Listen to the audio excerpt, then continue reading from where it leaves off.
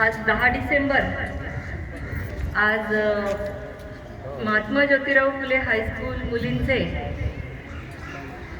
Depress class मिशनच्या या सर्व आपल्या शाळा या ठिकाणी DC मिशन प्राथमिक शाळा, त्याचबरोबर miss Clark English medium school, Mahatma Phule high school मुलींचे यांचा आज वार्षिक क्रीडा महोत्सवासाठी उद्घाटन सोहळा आयोजित केलेला आहे। तर सर्वात प्रथम मी संस्थेचे सर्व आराध्य दैवते क्रांतीसूर्य महात्मा ज्योतिबा फुले, क्रांतीज्योती सावित्रीबाई फुले, आपल्या संस्थेचे संस्थापक महर्षी विठ्ठलरामजी शिंदे, त्याचप्रमाणे छत्रपती शाहू महाराज, अण्णाभाऊ साठे, कालकथित माननीय MD शेवाळे साहेब यांना सादर अभिवादन।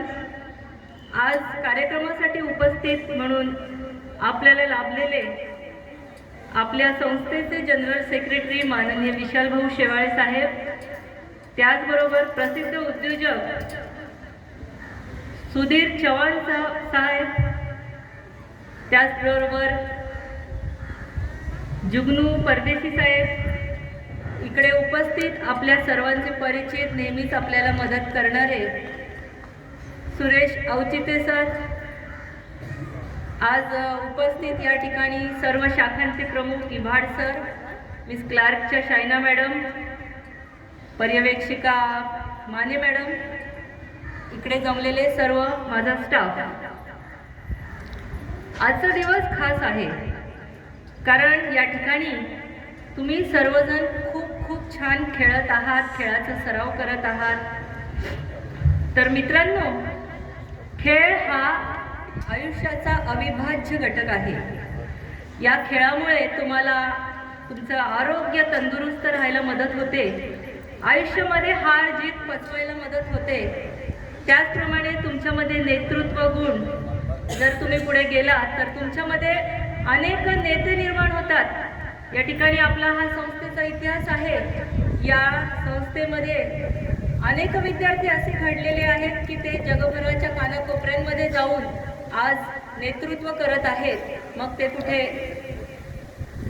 छोटे मोठे उद्योजक असू दे, IAS ऑफिसर असू दे, किंवा आपल्या मोठ्या कार्य अधिकारी, या ठिकाणी खासदार, आमदार आणि